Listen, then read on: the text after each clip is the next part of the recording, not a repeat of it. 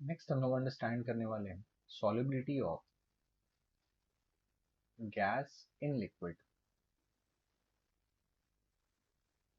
Solubility of gas in liquid, तो इसका एक सिंपल एग्जांपल ले सकते हैं हम लोग, like oxygen dissolved in water,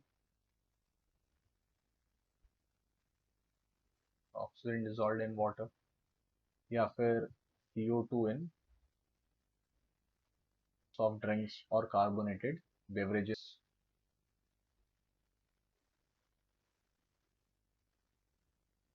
carbonated beverages, ठीक है। तो अब ऑक्सीजन जब वाटर में डिसॉल्व हुआ, इट वाज हैपनिंग स्पॉन्टेनियसली। बहुत सारे गैसेस वाटर में डिसॉल्व हो सकते हैं, सॉलिबिलिटी सबकी अलग अलग होगी। लाइक HCl की सॉलिबिलिटी बहुत हायर है, ऑक्सीजन की कंपैरेटिवली लोअर है। बट एक्वेटिक लाइफ जो भी वाटर में एग्जिस्ट कर रहा है, that is because of dissolved oxygen.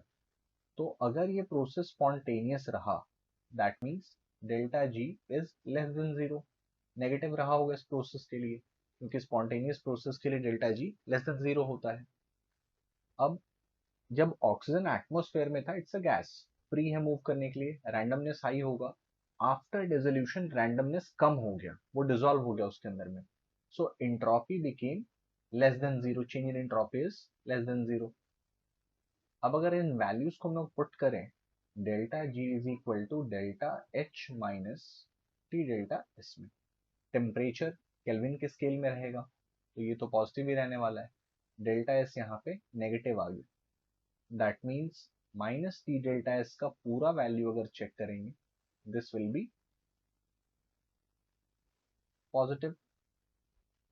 और डेल्टा जी का जो वैल्यू है, that we have got as negative. तो अब डेल्टा जी नेगेटिव है और माइनस टी डेल्टा एस का वैल्यू प्लस आ गया। तो डेल्टा एच के पास क्या ऑप्शन बचा? नेगेटिव होना ही उसके पास ऑप्शन है। So enthalpy of solution of a gas in liquid is negative, always negative. So delta H has to be negative.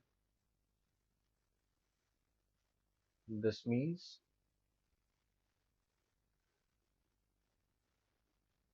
dissolution of gas, dissolution of gas in liquid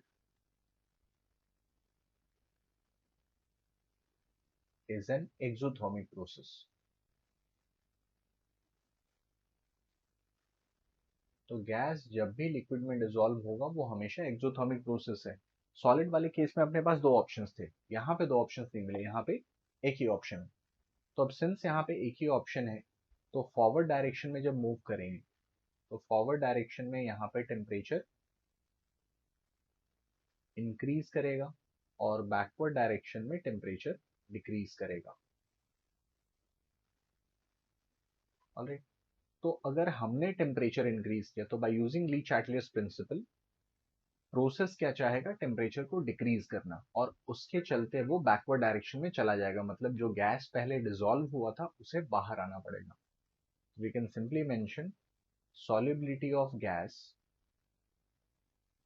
solubility of gas decreases with increase in temperature, with increase in temperature। तो temperature जितना ज्यादा होगा, solubility of gas liquid में उतनी ही कम होगी। तो aquatic species जो हैं, वो कोल्ड वाटर में ज्यादा अच्छे से रहते हैं, वो कंफर्टेबल रहते हैं, बिकॉज वहां पे ज्यादा oxygen amount, dissolved oxygen is higher.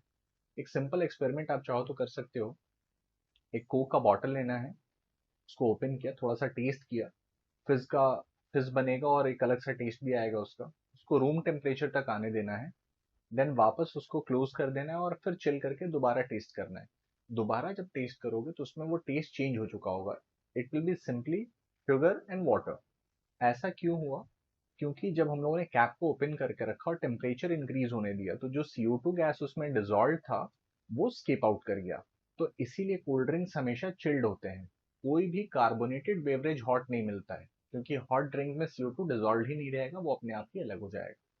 तो टेम्परेचर इंक्रीज करने पे गैस की सॉलिबिलिटी लिक्विड में हमेशा डिक्रीज होगी। ये हो गया effect of temperature on solubility of gas in liquid.